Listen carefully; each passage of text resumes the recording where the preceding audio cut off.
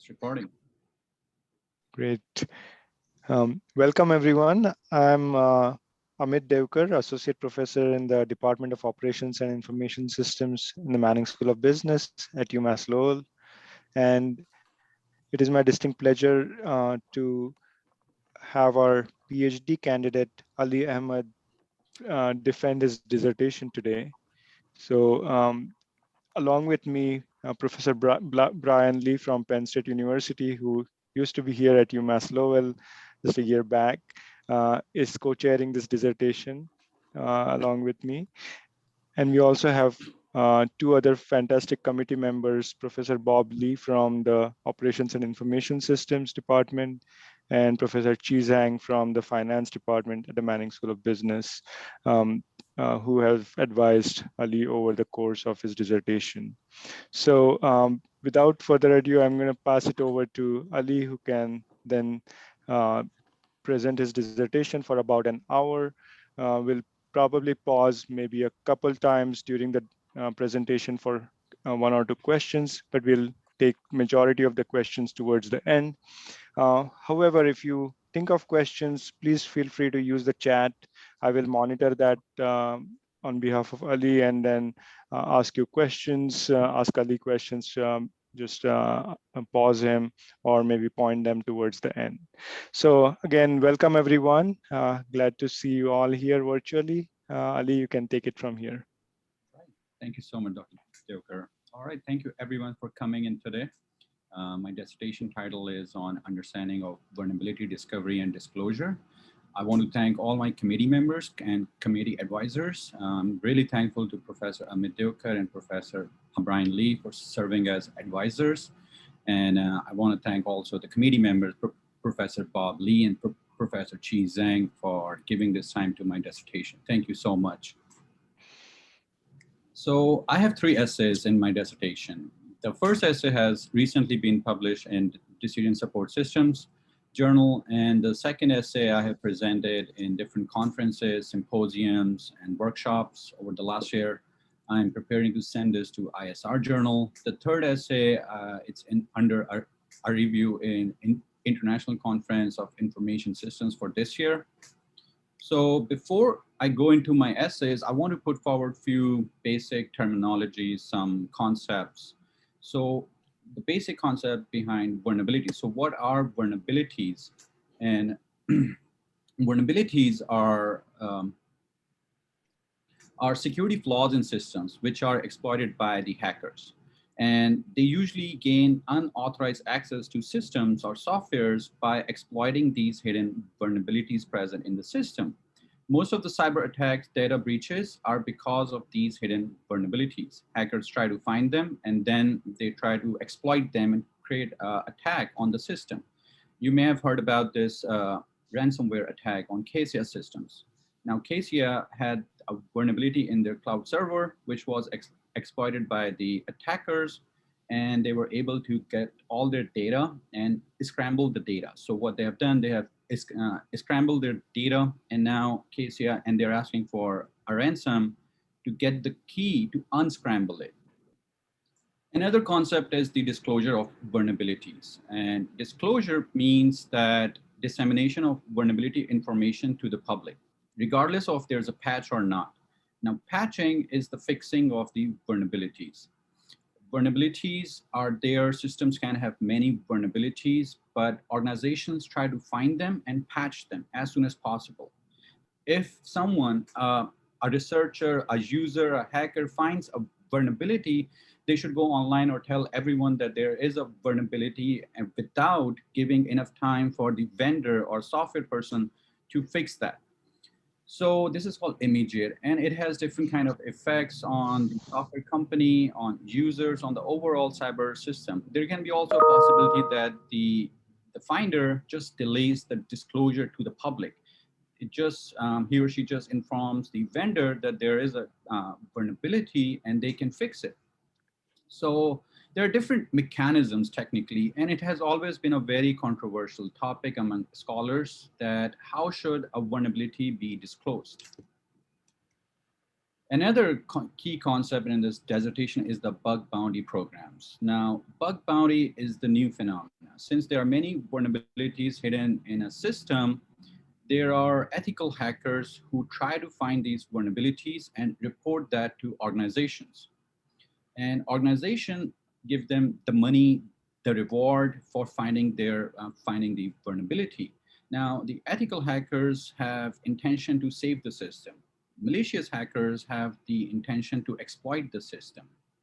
And this phenomenon has become a major method of finding vulnerabilities in cybersecurity. And it has really gained interest in the last 10 years. And there are many platforms now offering this crowdsourced way of vulnerability discovery. One of them is HackerOne. HackerOne is one of the leading platforms, and it has only in 2020, they have given 40 million in bounties. And all kinds of organizations are using bug bounty to secure their systems. Large, small, government, private, all kinds of firms are using bug bounty to find hidden vulnerabilities in their system. So the first essay talks about the vulnerability disclosure mechanism. It's a synthesis and framework for market-based and non-market-based disclosures. So one of the main, I think the issue in this literature, or the problem what I found initially, in that there are various mechanisms of disclosure, for example, immediate or delayed disclosure, or market-based, non-market-based, and there was not a concise framework which can synthesize all the literature together and put forward a framework which can be used to understand the whole picture. So in this paper, we presented a vulnerability disclosure framework. To do this, I went through all the papers in the area. So I collected initially almost 90 papers, then I expanded my search to almost 480 papers, and papers were from 2000 to 2020 to this year. So it covers almost 20 years of papers on vulnerability discovery, vulnerability disclosure, and everything in between. So, and then I followed a method called Prisma. Now, Prisma is the systematic way to analyze a literature or a topic. We also went through forward and backward search. So if I found one paper, I will go into the citations or references of that paper and see what are the earlier papers in this area and who are those who cited this paper. And then I collected each and every paper in the area which is on this topic. My final article set were almost 53 articles. I think one of the major contributions is this diagram through the literature search. One of the contributions is that in this paper. So what I found that there are market disclosures and non-market disclosures. Vulnerabilities can be disclosed in these two mechanisms. Sorry. And in the market disclosures, there are bug bounty programs, which are of different kinds too.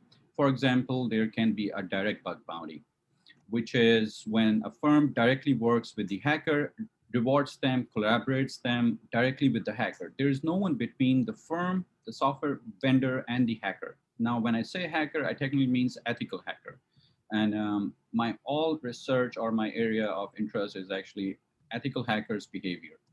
And a lot of time in the literature, ethical hackers are usually called hackers. And the major platform HackerOne also calls them hackers, just for convenience.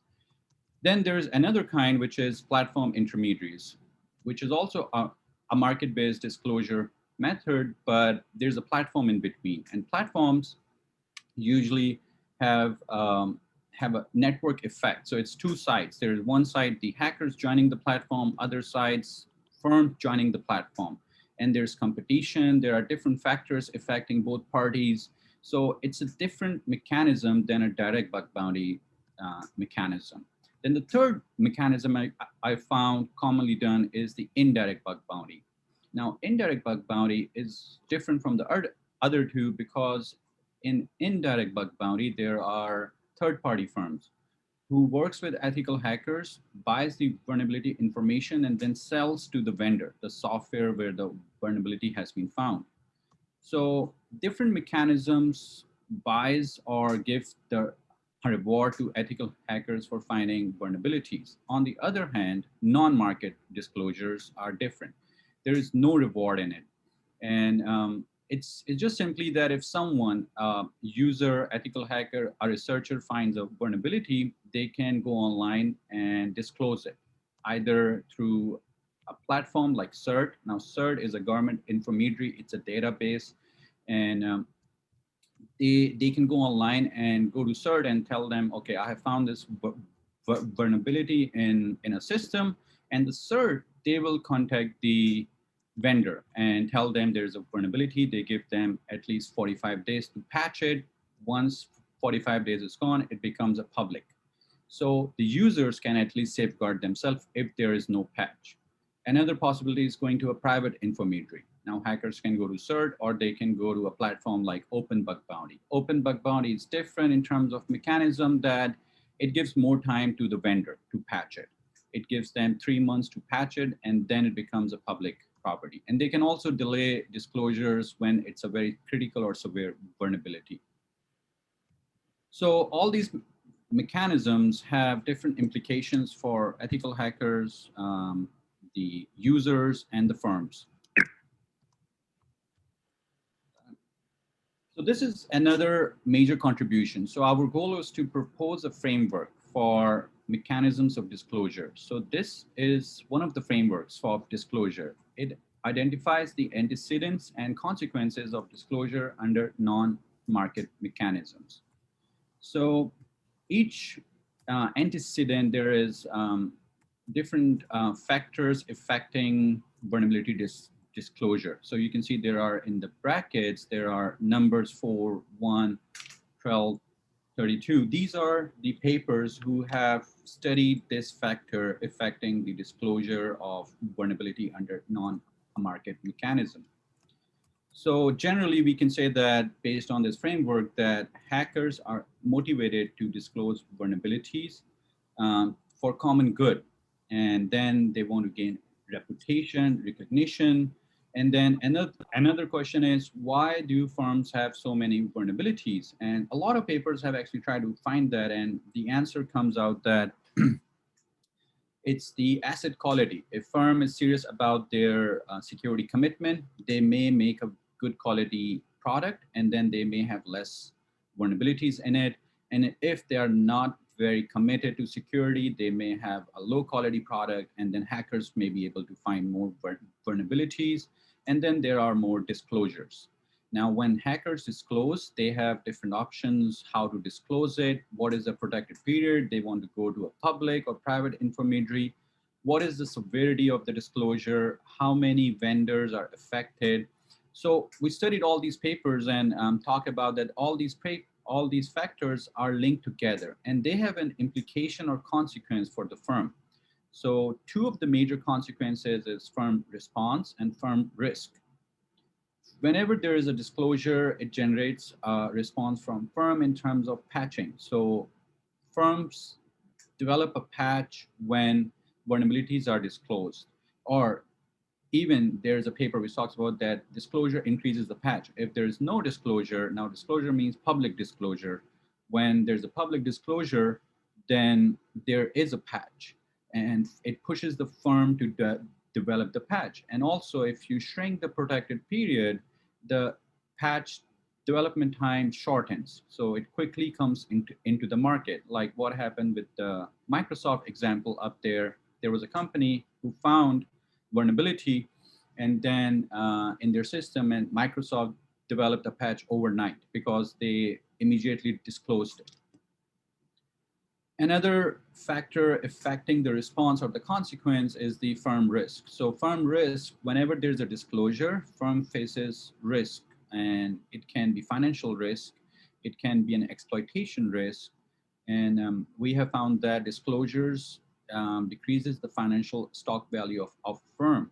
Also, disclosure attracts more attacks or more exploitation attacks to the software vendor whenever there's a disclosure, regardless of the patch is there or not.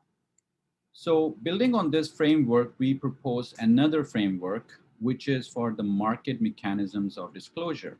Now here, the gray boxes are the new factors or new elements which can be only studied in market mechanisms, such as monetary incentive.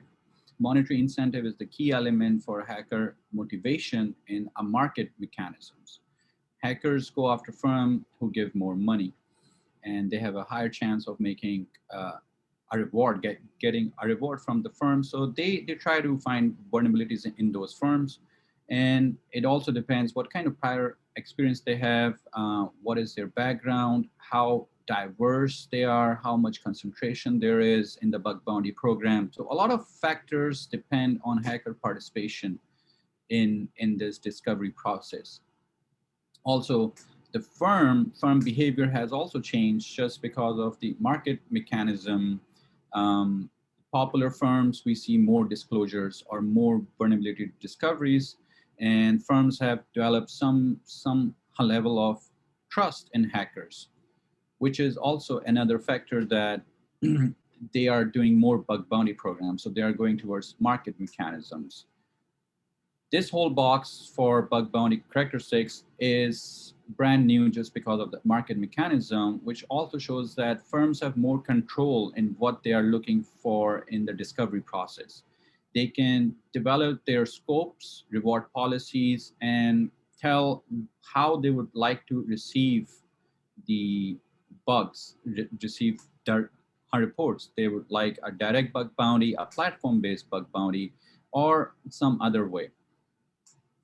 So in market disclosures, different kind of mechanism comes into play at the time of the disclosure. That hacker can go to a direct lead to the firm. They can go to the platform if they are on the platform, or they can contact a third party who is interested in buying that vulnerability information. The response of firm also changes in market mechanism. Reward is the key element. Firm not only just patches, it also gives a reward to the ethical hacker. And response time and triage time for vulnerability disclosed through this mechanism is much quicker. Another key factor can be protected period. So firms have more control in terms of the disclosure time. Since they are rewarding hackers about this vulnerability, they can control when it should be public. They can keep it public, hidden for indefinitely, because they have the full control on the information. The risk and the firm risk remains same, but it has been found that the exploitation risk reduces whenever vulnerabilities are disclosed through market mechanisms. In the paper, we also gave several research questions, and we proposed some questions for future to work on. These are open research questions which can be answered now. And some of the questions I have pursued in my other two essays. For example, the first question is, why should a firm voluntarily disclose a resolved vulnerability on a bug bounty platform? So it's very interesting that why would a firm would do that if they have control and they can keep it hidden for forever, and they have no pressure to disclose. Why would they disclose vulnerability information after patching it for the audience, for the public? So we don't know this, and I'm tackling this question in essay number 3. Question 5, for example, we talk about how does the vendor's experience in patching affects their efficiency in patching future bugs? So we don't know. Patching has been studied a lot, but we don't know firms' internal factors or firms' experience of patching. How does it affect their efficiency in patching future bugs? So this is one of the questions I'm tackling in essay number 2. Also, I'm tackling how does the hackers affect this behavior, patching process in bug bounty programs. Similarly, there are other questions which talks about how or what are the firm bounty levels? How should they award the bounty to hackers? How does it plays in a competition, affects other hackers or other companies? So all these questions are unanswered questions, which can now be answered using the data, the platforms we have, which wasn't possible previously. We also give few questions for platform perspective, and platforms play a key role in this disclosure process now. Either you are in bug bounty kind of a phenomena, or you are in a non-market disclosure. Platforms have a very important place. So we want to know why there are so many, why there is so much productivity gap between hackers. Because on these platforms, we know that large number of vulnerabilities are identified through very small number of hackers. So most of the hackers are not that productive, or even they are productive, they are not able to find very critical vulnerabilities in the system. So these are the key issues which can be addressed because we have the data from the platforms and we can see this, which wasn't possible 5 years back. Another possibility is the diversity of hacker. There is some talk which talks about we should have more diverse hackers, but we don't know what are the factors really make hackers successful. And we don't have this answer. Similarly, program effectiveness, bug bounty programs faces this challenge that most of the reports are invalid, or they are not doing exploitation, or they're not showing an active exploitation of the vulnerability. So we want to know, some direct bug bounty has this ratio, signal to noise ratio, almost for 1 to 4%. So meaning that out of every 100, they get 1 to 4 reports valid, or which are good vulnerability reports. Other 96 or 99% are actually invalid, which shows that the bug bounty platforms like HackerOne, they have this ratio almost 15 to 20%. So we can study this. What are the interventions platforms have done which have raised their level of effectiveness? So just to concise my point, in this paper, we have mainly synthesized large body of a literature on vulnerability discovery and disclosure, spanning over 20 years of research. One of the main contribution is the disclosure mechanism. First of all, the disclosure type. So we gave a typology, and then in the paper, we also talked about the processes hackers and firms goes through when disclosures are done in one of those types. And then we gave 2 frameworks, which can help researchers, firms, ethical hackers, just to compare what are the different implications if they disclose vulnerability through one mechanism or the other. And this paper also bridges a gap between the new bug bounty phenomena and the traditional research on vulnerability disclosure. So essay 1 ends here. If you have any questions, you can ask, and I can also take questions in the end. There are a couple of questions or comments we could take now. Okay. Or else we could go to the essay 2. There are right now. I'm not seeing any on the chat panel, so let's go ahead and move to the essay 2 at this point. Okay. All right, so the essay 2 tackles few of the questions raised in essay 1. And the basic idea behind essay 2, we are trying to understand how does vendors' patching experience affects their patching efficiency in the future. Like when they get vulnerability reports, do they learn from it? And if they learn, how does that learning process changes when their experience changes? And how is this learning process is affected when they work with the same kind of hacker or the same hacker? So the basic question we're trying to ask in this research is that, do organizations learn while resolving security vulnerabilities on bug bounty platforms? Do they resolve vulnerability faster as they gain more experience? And how does these crowdsourced hackers impact this learning process? So here I've given a simple model which shows that the resolution experience of a firm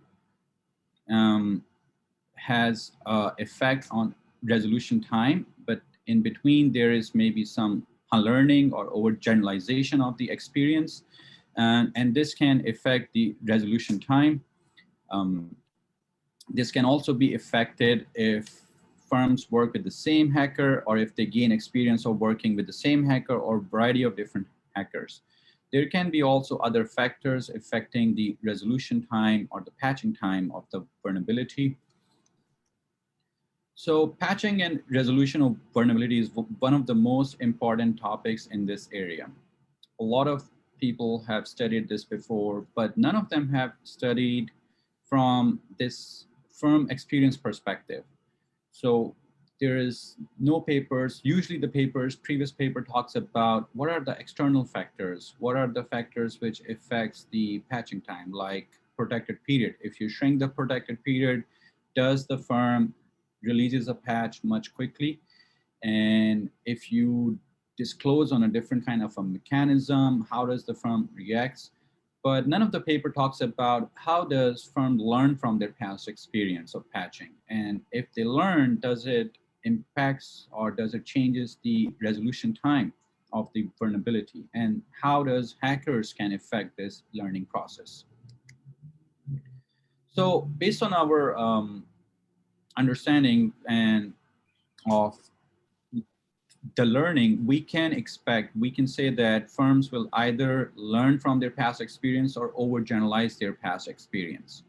And what we expect, we think that we expect to see an increase in resolution time at low levels of experience due to overgeneralization. But as firms will gain more experience, the learning effect will kick in, and we will see a U-shape, an inverted U-shape between experience and resolution time. If there is an overgeneralization problem, it may kick in the first half, and once firm has gained more experience or moderate experience, the learning effect will dominate that overgeneralization effect. So again, on overgeneralization, if firms are overgeneralizing their past experience, then we can say that one of the sources of overgeneralization is from the crowdsourced hackers. And crowdsourced hackers, because firms have to work with different kind of hackers, and every hacker may have a different way of working with the firm, and they try to fit their past experience with one hacker to another hacker, which may not fit, and then it takes a longer time to resolve a vulnerability problem. So that's why we can say, okay, how about if we control that, the overgeneralization? If the firm continuously work with the same hacker, or they increase their experience of working with the same hacker, does the turning point changes? Does the overall curve changes? So we predict that, or we expect that the turning point in this situation, so this point should shift to the left, meaning the learning effect will kick in earlier if firms continuously work with the same hacker over time. And this turning point has lesser experience level as compared to firm working with variety of different hackers. Another thing which we can expect, if firm continuously work with the same hacker, not only the turning point will shift, we can also say that this curve will become more steepened, because the learning process will be faster when firms continuously work with the same hacker. So this curve, this line should be more steepened than comparing to this line. And I have put two identical triangles. You can see the slope for this one is much higher as compared to the slope for this triangle. So the working with the same hacker will increase the steepness of the inverted U-shape. So to conduct this research, what I did, I collected the data from one of the leading platforms, and I was able to collect all the interactions between hacker and firm, what kind of vulnerability it is, how severe it is, how many discussions were between, or how many interactions were between the hacker and the firm when this was reported. So I got a report level data for almost 6,000 reports. I can also see what kind of, when it was submitted, when it was patched, so I can see how much time a firm took to patch or resolve this problem. So this is our empirical model where resolving time is the dependent variable and log firm experience is the overall experience of the firm when they got this report. To capture the U-shape, inverted U-shape, I have also included this square term. So this is the linear term and then a square term. I have also added quite a few fixed effects like firm experience, firm fixed effect, hacker fixed effect, day fixed effect, which captures the time, and vulnerability type, which captures what kind of vulnerability is actually reported, inverse Mills ratio, because some of the reports are not disclosed. And so I'm saying if there is a disclosure effect or there is some phenomena like they pick and choose in disclosure, so this factor can capture it. So if I'm expecting, if H1 is supported, I would expect this lambda 1 to be positive and lambda 2 to be negative. And I should see a U shape, or there should be a turning point. So if I differentiate this equation, I will get the turning point for this equation. If I differentiate with respect to the X, the log from experience, I should be able to see how the turning point or where the turning point exists for this equation. Also, if we have to study other hypotheses, I have to see how much reports or how much experience has been gained while working with the same hacker over time. So I have this moderator here, which is the ratio firm experience hacker. And this captures the proportion of reports or proportion of experience firm has gained while working with the same hacker. So I have interacted this with the linear term of the experience and the square term of experience to capture and to see the effect on the U shape for this moderator. All other factors are same. And if we have to see how moderator affects the turning point or increasing the moderator affects the turning point, we have to find the first order condition with respect to firm experience variable, which technically means we just differentiate the last equation and we will get the turning point, which will be changing with respect to the moderator values. If H2 is supported, meaning the turning point shift to the left, we should see that this equation should be a negative value with the increase of the moderator. And for H3, which is about the steepness, the slope of the curve, how that changes with the moderator, we have to just observe this coefficient. We have to see if delta 5 is negative or not. If delta 5 is negative, we will say that the steepness is actually increasing. So these are all the variables I have used in my model.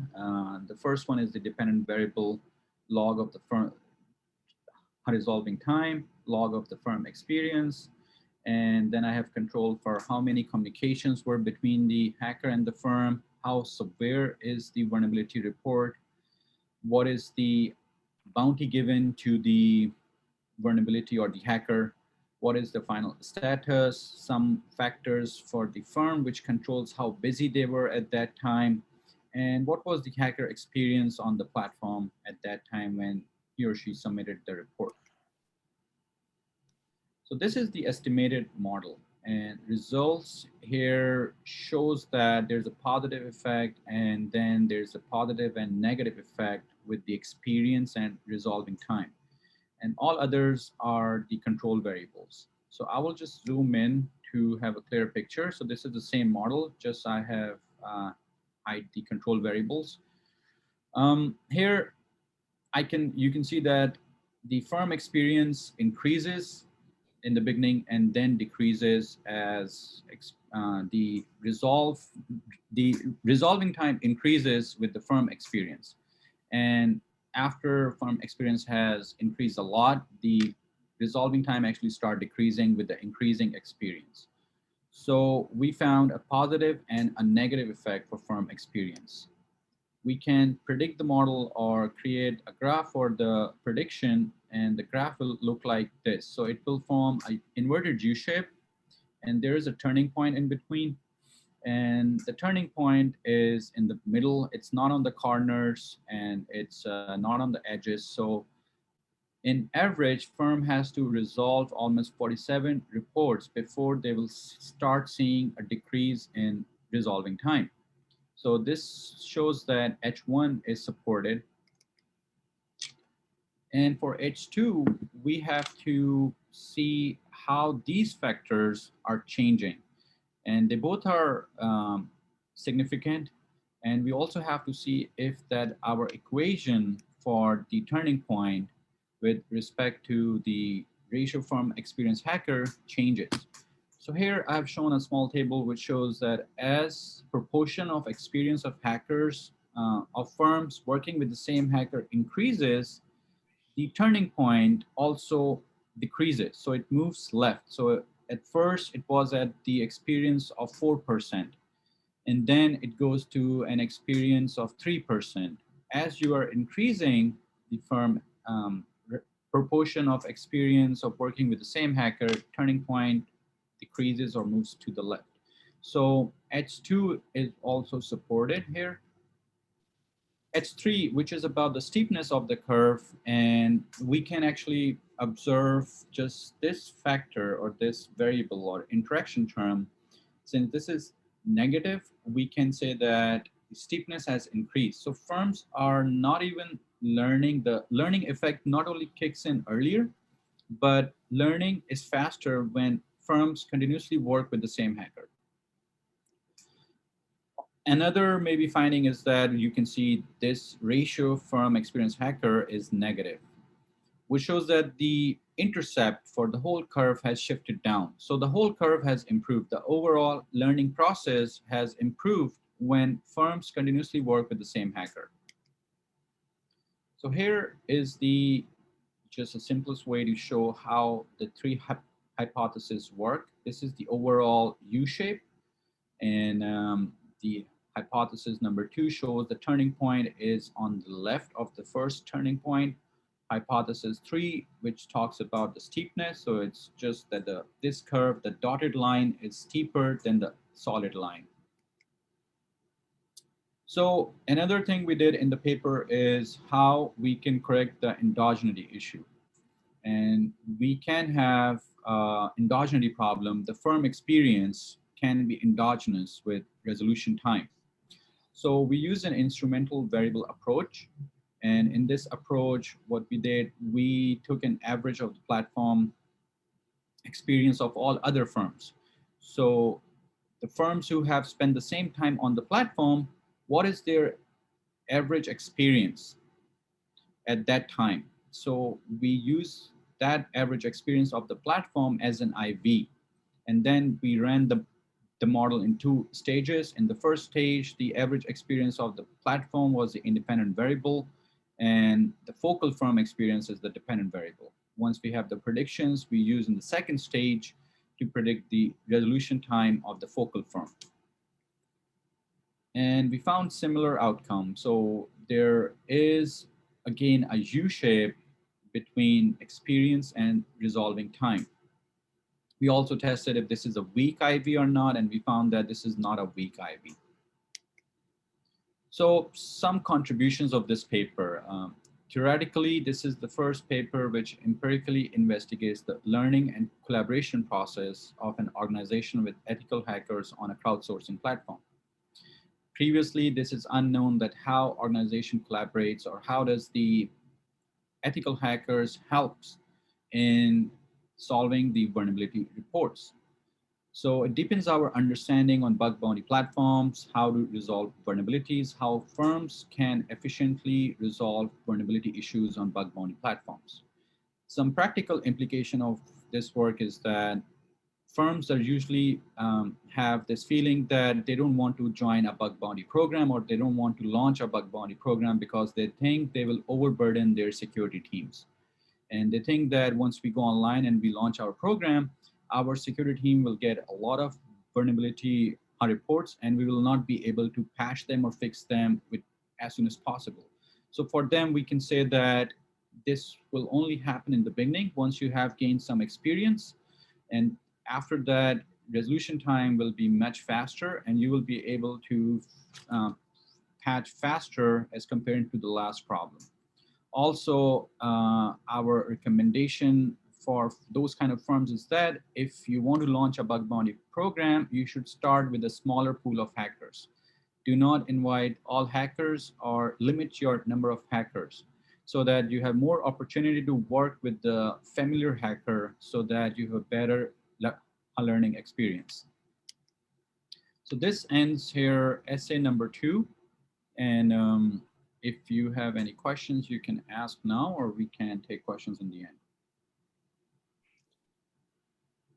Okay, any quick comments, questions? Let's take a 1-minute pause. Okay. All right, I think we can move forward and maybe we can take the questions in the end.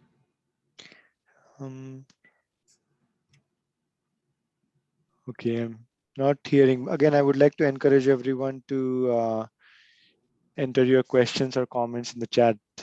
So thank you, everyone. Ali, you can move forward with the essay 3 then. Okay.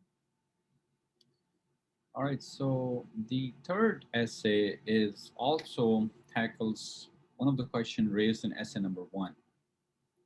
And we want to understand the role of public disclosures on hacker participation in bug bounty programs.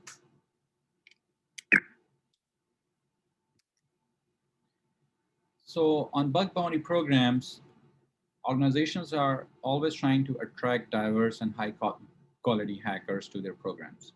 And organizations have this goal that they should have a very diverse pool and very high quality hackers. And there is always a limited supply of hackers. There are many organizations looking to give reward to hackers, but the good quality hackers are limited. And we also know from the research that hackers have less incentive to switch when they start working on one program or one organization. So if they are on a bug bounty platform, there are hundreds of organizations, hacker invests their time and effort in one program, then they are less likely to switch to another. And hackers have also found that they can earn more if they continuously stick with the same program for a longer time because they are able to find more vulnerabilities. They know the system better, they know the code base better, so they are less likely to switch to another program, and they will able to find more severe vulnerabilities in the same organization system. So this creates higher switching costs for hackers, and organizations have this challenge how to attract hackers to their program. And they don't know what is the best strategy or what are the different things. One way they can always increase the bounty level. They can reward more bounty, attract hackers to their program, and keep doing it. So that's one way. That can be one strategy. Also, disclosure can be one way. The disclosure, which is done by organizations, we don't know if voluntary disclosure of patched vulnerabilities, which has already been patched, which has been resolved a long time ago, if you disclose those, how would that affect the attraction of hackers to your program? Would it attract more hackers, or it will, the other hackers who have never worked with the program before, they may think that, okay, they have already done this much, we should not join this program. Or they maybe get attracted by the disclosure and find more vulnerabilities in the program. So we have put forward three questions here. The first question is, how does the vulnerability disclosure affects the new hacker's participation in a firm's bug bounty program? Which means that if firms discloses vulnerabilities, how does it attract new hackers to the program? And we can say about what are the new hackers. New hackers can be new hackers on the platforms, or new hackers who have never worked with the focal firm, but they have worked with other firm and they are experienced. So they're still new for the focal firm. So we would like to know what types of new hackers are more likely to be affected by the disclosure. Does this creates competition among the firm? So if we attract the brand new hacker on the platform or the experienced hacker on the platform, so if we are taking other firms' hackers to our program, so it creates competition. And if there is competition, what kind of disclosure affects this competition most? So these are the questions we are trying to answer in this paper. So to answer these questions, we have developed several hypotheses. And for R1, which is about how does the vulnerability disclosure by a firm affects new hackers' participation in their program, to answer this, we have to think about what is the hacker's expected payoff. So if there's a hacker on the platform and when there is a disclosure by a firm, so does the disclosure increases or decreases the expected payoff of the hacker?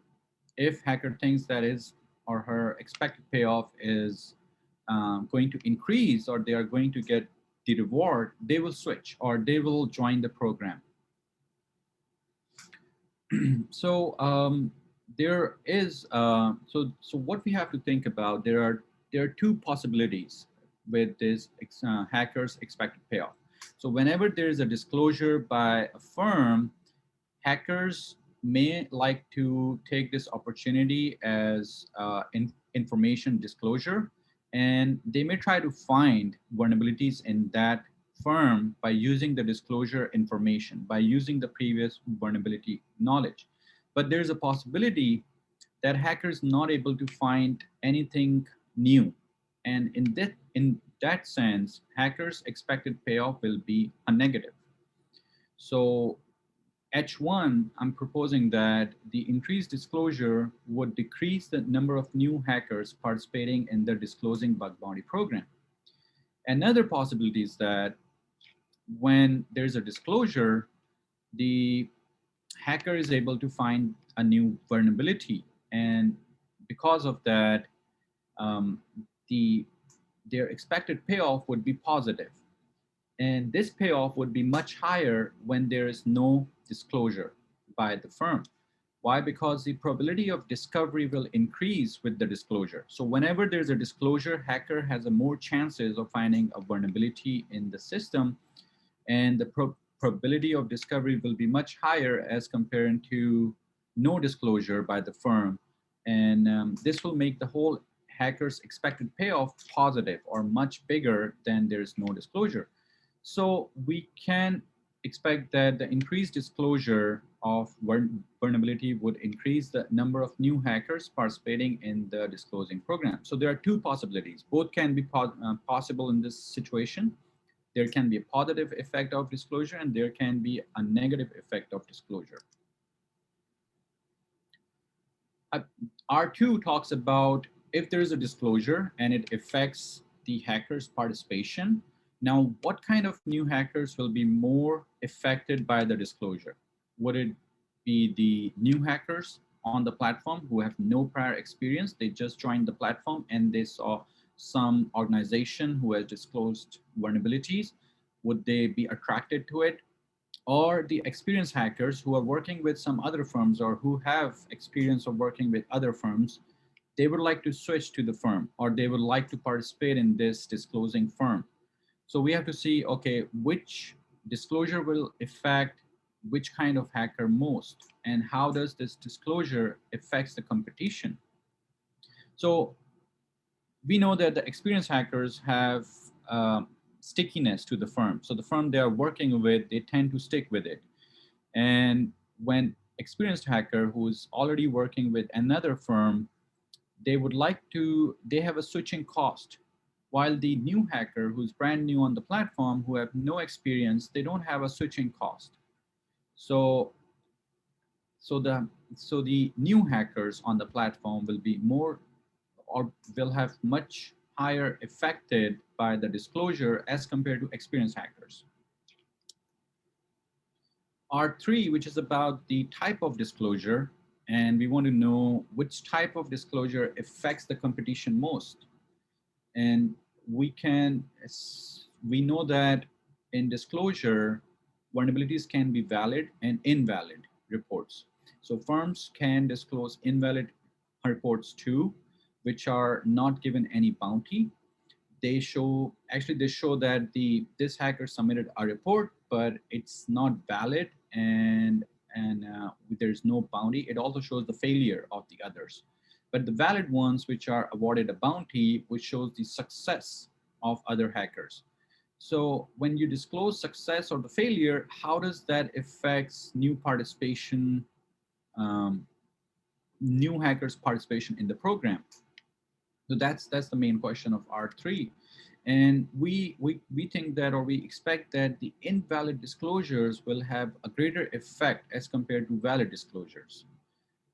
And the main reason is that generally from psychology, we know that the human beings are more attracted, or they are more affected by others' failures than other success. And we can learn more from other failures.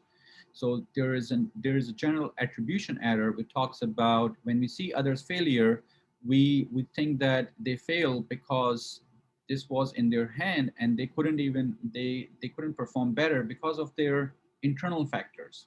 But there can be external factors which others don't see, and they usually think, if I would do it, I can do better, and I can learn from their mistakes and do better. So that's why we would propose that the new hacker and the experienced hackers will be affected more by the invalid disclosures than the valid disclosures. So to conduct this research and to study these hypotheses, we have gathered a data set, again, from one of the leading bug bounty platforms. Our data set has 395 firms, and these firms have resolved almost 83,000 vulnerability reports over the period. Out of these, almost 8,000 reports were publicly disclosed. So we are trying to know the effect of these disclosed reports on hackers' participation. So we developed a panel data of firm and month level panel data.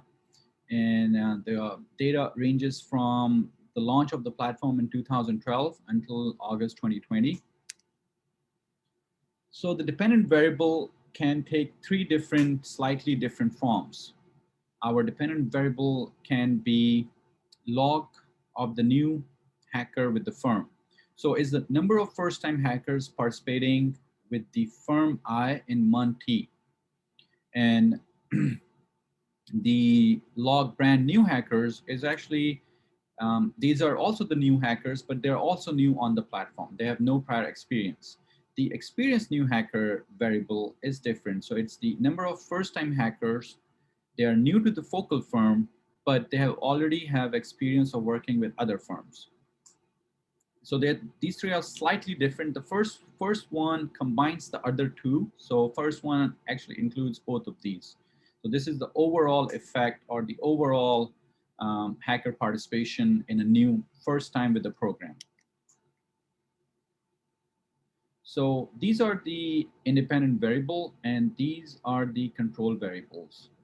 So our independent variable, the first one is the log of the total closed in a month. So it's the number of reports a firm has closed, meaning they have patched in a firm, by a firm in a month. And disclosed fraction is the proportion of those reports which are closed by a firm, how many of them were actually publicly disclosed. And the valid fraction is the proportion of the reports which are disclosed as well as they are marked as valid. So the bounty was given to those reports out of the total reports closed by a firm in a month. Similarly, invalid fractions are the reports which are marked invalid, but later on disclosed by the firm in 1 month. So log reports per hacker, it controls for how many reports were submitted by the other hacker, the repeated hackers in a month, like average number of reports per hacker, and the number of total hackers who participated, and the average bounty given by a firm in a month.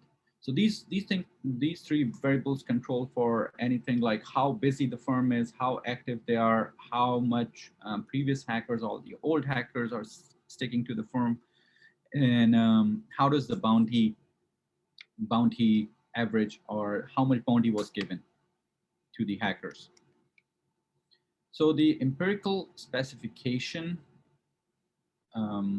is like this. We have the dependent variable new hackers IT, meaning firm I in month T, and our new hackers can take three different variables, three different dependent variables: new hackers firm, brand new hackers, and the experienced hackers.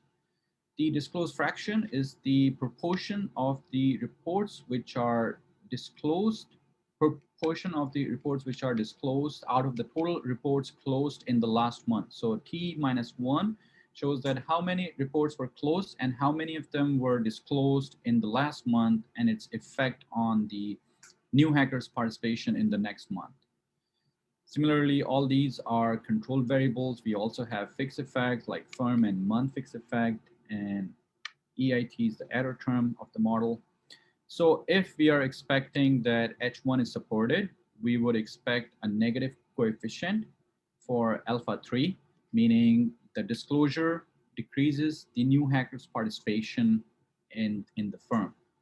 And H3, if H3B is supported, we expect a positive coefficient for alpha 3. So the disclosure has a positive effect on the new hacker's participation.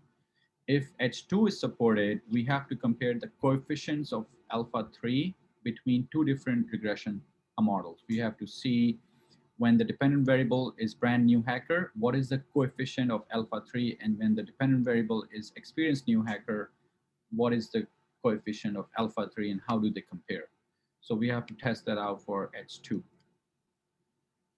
So this is, again, a slightly different specification. Here, the disclosed fraction or the proportion of disclosed reports has been split into two kinds: valid fractions and invalid fractions. And valid fraction shows the proportion which are given bounty and they are marked as valid and disclosed. Invalid are they haven't given any bounty, but they are disclosed, and this shows the failures of the other hackers. So if H3A is supported, we would expect that beta 3 is less than beta 4. So this coefficient should be less than beta 4 when the dependent variable is brand new hackers. Same thing, if H3B is supported, we would expect beta 3 to be less than beta 4 while the dependent variable is experienced new hackers. So here are the results of the estimation model. What we have found that this is our main independent variable. We have found that the disclosing reports has a positive effect on new hackers' participation. So H1B is supported. And it's overall it's positive. For brand new hacker, it's positive. And for hackers who are experienced but never worked with a focal firm, it's still positive. So H1 is supported, disclosure has a positive effect. And for H2, we have to compare the coefficients of disclosure fraction when we have the brand new hackers and the experienced hackers. So we compared these two factors, and literature has found that there are different ways you can do this. So Clark was the person who first developed a method. He said, okay, when your dependent variables are slightly different and all other variables are same, you can compare the coefficients. So we follow its approach. We use the coefficients and do a simple z-test. And what we have found that the log brand new hacker coefficient, or the coefficient for disclosure who are brand new on the platform, the hackers are more attracted as compared to experienced hacker. So the effect of disclosure is more prominent or bigger on new hackers as comparing to the experienced hackers. So H2 is also supported. For H3A, we have to compare the valid and invalid fractions for the brand new hacker and then for the experienced hackers. So we have to compare these two coefficients and test them out. So once we compare, we found out that invalid fractions has a bigger effect, significantly greater effect While for the brand new hackers, for the experienced hackers, we found out that invalid fractions have actually no effect. The standard error is larger, and the only effect we can observe for for the valid fraction on the experienced hackers. So it tells us that the experienced hackers are mainly attracted when there's a disclosure from other firms of valid vulnerability reports. While the brand new hackers who are new on the platform, they are attracted both from the valid disclosures and invalid disclosures.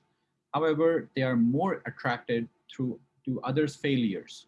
So we can say that H3A is supported, but H3B is not supported because the difference between the two is not significantly different. So some of the contribution of this work is that we have empirically shown the voluntary disclosure by a firm attracts new hackers to a program. The effect of disclosure is most salient for new hackers on the platform.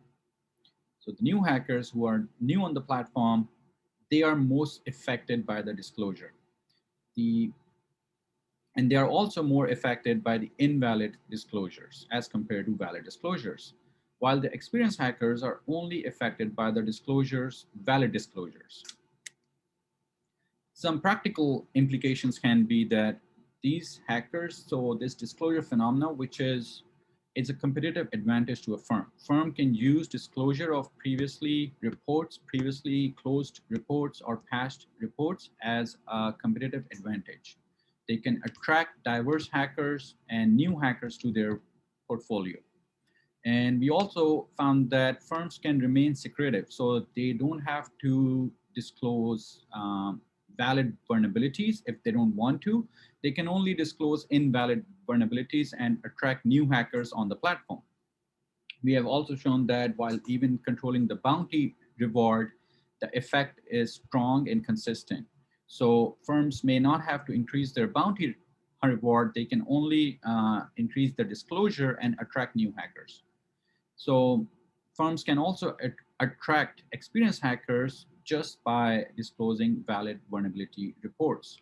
So these are practical implications, and it can give a strategic advantage to firms. So this ends essay 2. I just have one more slide to conclude my dissertation remarks. So overall, the 3 essays makes novel contribution in the area of crowdsourced vulnerability discovery and disclosure. The research frameworks in the first essay shows how can we theorize in the future? What are the antecedents and consequences? What are the implications of vulnerability disclosure in this area? What factors affect which factors?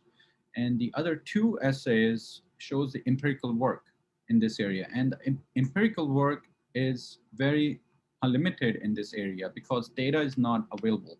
So we are providing basis that empirical work is possible, and we provide unique data sets in these papers, and we are providing basis for more empirical work in the future. You can take your comments and questions now. Okay, great job, Ali. Thanks, fantastic presentation. So just want to open the floor for questions. I see there's one question from Dr. Percival in the chat. Can you see the chat panel, or I can read it out if you cannot? Yes. Okay, great. All right. Do you know if the learning effect is smaller due to outside ethical hackers compared to using internal resources to look for vulnerability and resolve them? Okay.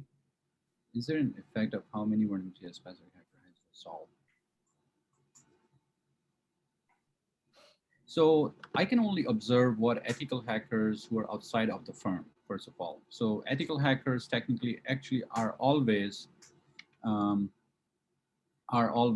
outsiders. So the internal workers, we don't work. And the whole objective of bug bounty is to engage ethical hackers or hackers outside of the firm, not the internal security workers of the firm.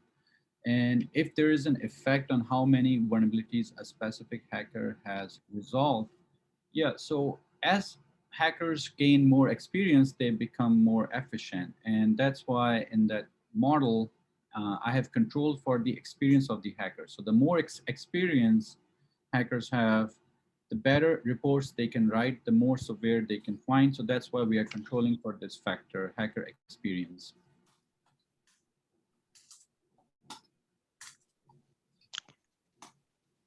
Yeah, I think the data set does not, the way the data set is available does not allow us to look inside the different firms. Look inside in the different firms. Yeah, no, that wasn't totally, I guess the question was, is like, is there existing research, right? Other research that, you know, someone had done internal to a firm, right? That talked about, you know, in general, how, you know, the more experience they get. I mean, it's the same thing with lots of other innovations, right? The more experience you get, right, then that specialization or that level of expertise allows you to do things better. Is there kind of a network effect or a spillover effect that these external individuals are getting that I wouldn't have access to with my own internal people, because they're just getting to see a wider range of the vulnerabilities, so they can identify them faster because they've seen something similar at a different firm or industry, whereas my internal people might not have the opportunity to see those things. So we see those in healthcare a lot. That's the analogy that I was trying, like my background, right? Where if you have a clinician who works in a small rural hospital, they're not going to have the opportunity to see a lot of unique diseases. If you work in the metropolitan hospital, you get to see such a bigger range, then you have that ability to identify things earlier because you're just thinking outside the box more. Sure. Yep. Yeah, I think so. So there is some research which talks about the internal researchers or internal security professionals of a firm are very different in their behavior and than these ethical hackers. So internals know their code base, they have developed that system, they have been working for many years, but they don't have the experience what an outsider brings.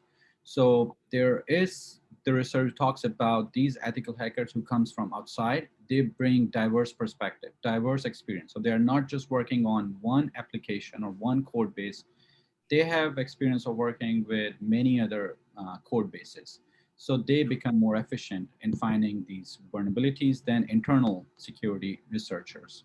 So I think that's one of the reasons that this bug bounty phenomena is so effective or so prominent, that outsiders can find more severe problems in your system. Yep. Good. There's another comment from Bill Zhu. Okay.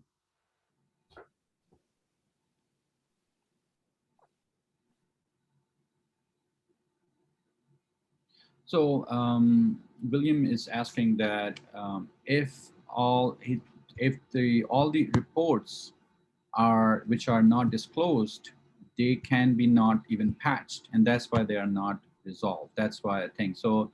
The disclosure has some kind of a selection bias.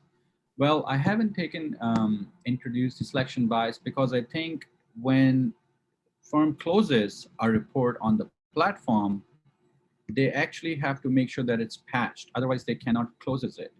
And then another problem, what comes in, if they close our report and someone else reports the same problem, it's like some other hacker, so then they have to pay them. So it's very unlikely that the closed reports are unpatched. They're patched and then they are closed. And then once they're closed, they can be either disclosed publicly or hidden. So there can be selection in disclosing, but I don't think it's a problem of unpatched reports. So like I did a Heckman selection in my other paper in essay 2, I think it will be a very good idea to do Heckman selection here too, just to show that there is no preference in disclosure. Thank you. Thank you for the comment. Yes, thanks, Ahmed. I noticed you were calculating inverse Mills ratio. Mm-hmm. So how do you calculate that ratio? Oh, okay, so you were asking how did I do it in the essay number 2? Okay, Yeah, so I have different factors. Like one of the factor was like experience also. What experience at that time when they disclosed this vulnerability report? How many of the previously reports were critical or high critical or different level of severity? How much bounty has been given when this report was disclosed? So I control for various factors of firm and hacker when a report was disclosed. And then I estimated the inverse Mills ratio in that model and imputed that. Got it, thanks. So the selection problem you were considering were why are some vulnerabilities got disclosed, but some are not, right? Yep, yep. So that's why I have added that ratio in my model. So if there is any bias, it will capture it. Thanks. Okay, thank you.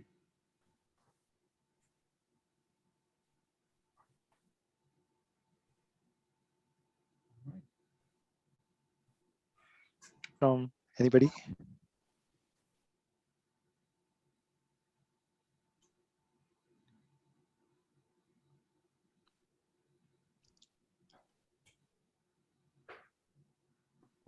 All right, while everyone's thinking about any comments, if there are any, maybe let's take a quick opportunity to, celebrate Ali's presentation and with a round of applause. And also, if possible, let's take a quick picture. I see here Dean Richtermeyer has also joined us. So and if all of you actually can turn on your videos, if you can, we can take a quick picture moment or a Kodak moment, as they used to call it. That's right. We need a picture moment. And I'm actually not in a spot where I can get a picture. So I'm going to take one of everybody. I did take one, Ali, of you speaking on your own too. It was great. This is just really, really awesome. So I think I can do a print screen from where I'm at. Great. Ahmed, why don't you do one too, okay? Oh, and there's Brian. Brian, we miss you. Hi, I miss you guys too. So happy to see everybody. All right. One, two, three. Got it. I got it. All Look right, at those happy faces. Nice. Thank you, everyone. Again, welcome to take any comments or we'll shortly move into a committee Q&A session then.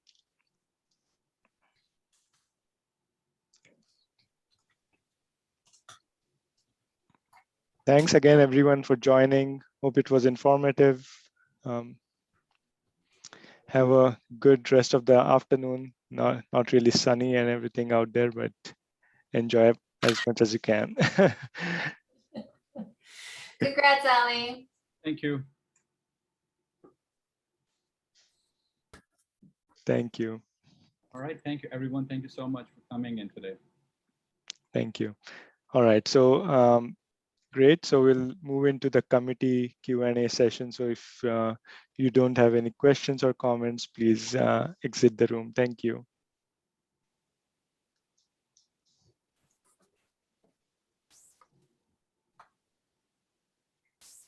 All right, so I think it's just the committee who is here. So we can go ahead and Ali is here too. So is he supposed to be here? Yeah. Yep. I have a suggestion that regarding essay 2, hypothesis 2 and 3. So when I went over your dissertation, it's not very clear what's the difference between these two. One said shift to the left, the other one says steeper, something like that. But in today's presentation, you have a chart, which is not in the dissertation. I would suggest you also include the chart. There's a curve. I included in the dissertation. So easy to explain. Yeah. I will do that. Yes, definitely. I think that would be helpful.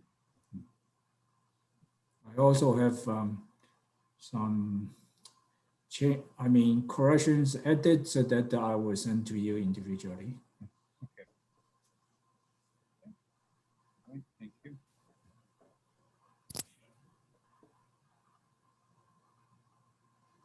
Professor Zhang, do you have any question or comment?